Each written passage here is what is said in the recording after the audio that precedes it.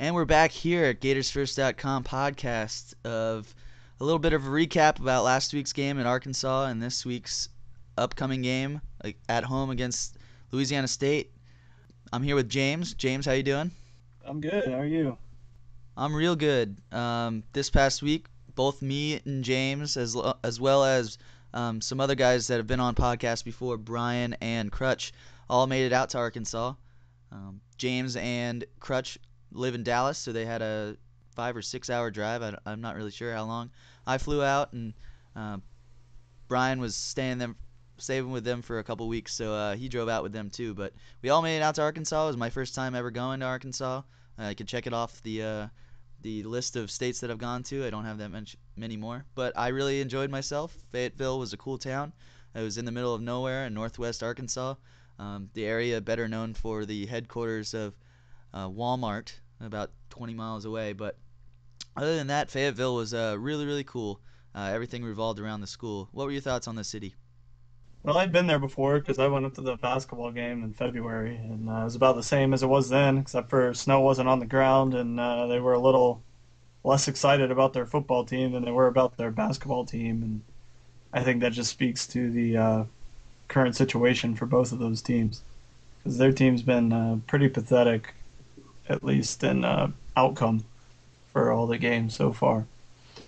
As for the game, it was a lot closer than the score indicated. We ended up winning 38-7. 21 of those points were in the fourth quarter, but I had a feeling all throughout the game that what are we gonna do to stop this offense that continues to move down the field? They couldn't get past about the 30-yard line, yeah, but they would start on like they would start on their 20 and they would make it all the way down to our 30 almost every single drive, and it was just driving me nuts. It seemed like there was a receiver open over the middle crossing the field every single play. Something we got to shore up, especially if we want to beat LSU this week. Um, we actually made Casey Dick look good, which is pretty ridiculous since he's awful at football, and everybody in Arkansas will agree with me on that statement. But anyways, you know, Tebow didn't look all that good, and I really don't know what to think going into this week's game. James? Yeah, it really seemed like the big difference between us and them, where we have guys that can take a handoff 50 yards, and we prevented them from doing that. Uh, they were outgaining us after the first half, and we were screaming, why is he wide open over the middle all the time, and why can't we tackle this running back? And because maybe it's my own fault, but I never heard of Michael Smith before that. I thought that he was just a personality on ESPN or around the horn, whatever that guy does. Um, but we did have this cool guy sitting behind us during the game. We were on like the second highest row. This guy was sitting behind us, some Florida fan from Memphis, and he called plays like 5 times, and all 5 of them happened. Like he called the fumble on the punt, and he called touch one of the long touchdowns, and he called uh, maybe the interception for them. I don't know, but I was like, why don't you speak up like every play? Because then we'd be winning by 300 points. But I guess he knew that he couldn't call them all right, so he waited to pick like the six that would be right or something. It's pretty cool. After the game, we ended up going back to the Theta Tau house. That's actually how we all know each other. We were in Theta Tau here at Florida, and they have a house there, which is a lot different than our house, which doesn't exist. But we went back to their house and drank some beers and had fun with all the Arkansas fans that were in the area. They were really cool.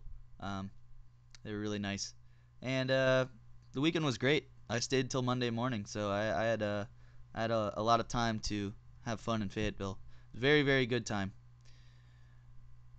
Now that brings us on to this week's game against LSU. LSU's coming off a bye week.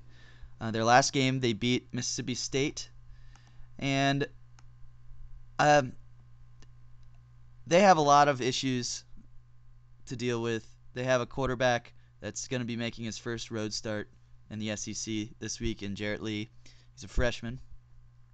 And they have some question marks. I mean, they lost a lot of players from last year's championship team, yet they still have a ton of players from last year's championship team. So they could be explosive when you least expect it. They seem very similar to our team last year, where we had a ton of players leave from our national championship team, and we didn't know what to think.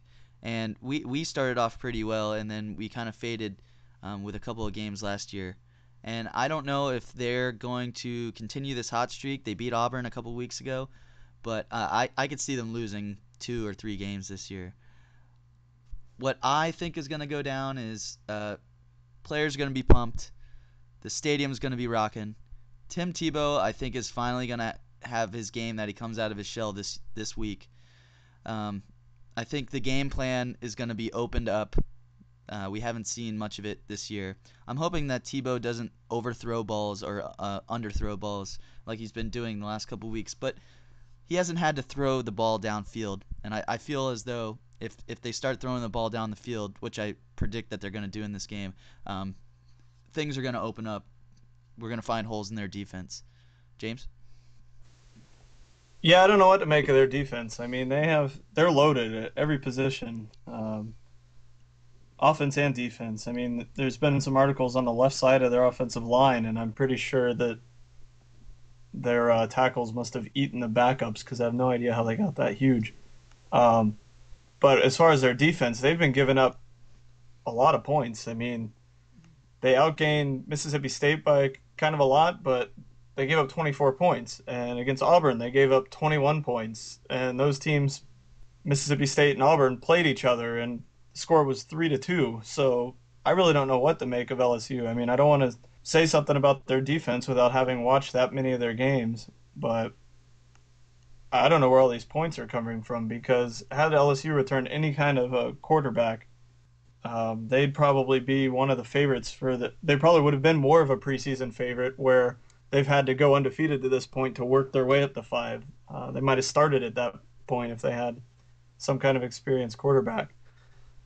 As far as our game, I do expect the offense to open up more. I don't think you leave any bullets in the gun if you're Urban Meyer this week. Um, I think you kind of go nuts with the play calling, try a little bit of everything. So I like that aspect. I'll be watching the game this weekend at one of my boss's house, and he is going to be grilling ribs or chicken or something, and this will go against my if I eat barbecue on game day, the Gators have a terrible record. So I'll be eating barbecue on game day. So based solely on that fact, I'm tempted to pick LSU, but I'll probably never pick against us this season. I think that we can certainly win with the home crowd and the swamp at night on national TV. It should be pretty cool atmosphere. Yeah, so my prediction is I think it's going to be a lower scoring game. I don't think both offenses are just going to throw all over each other. I'm going to go with 20-14. Gator win at home, gearing us up for our future dates against Kentucky and Georgia um, coming up in our next 2 games. What is your prediction?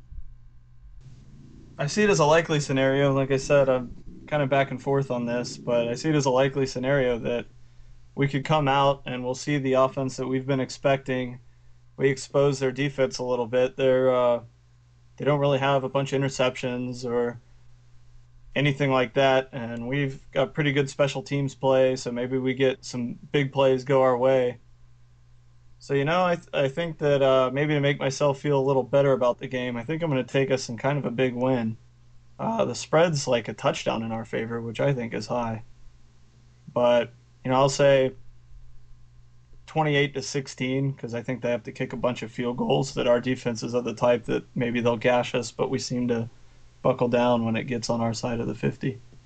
So I'm going to go with kind of an oddball score, 28-16. All right, so that's it for James. This is Chris. We'll see you next week with our prediction of next week's game. Later.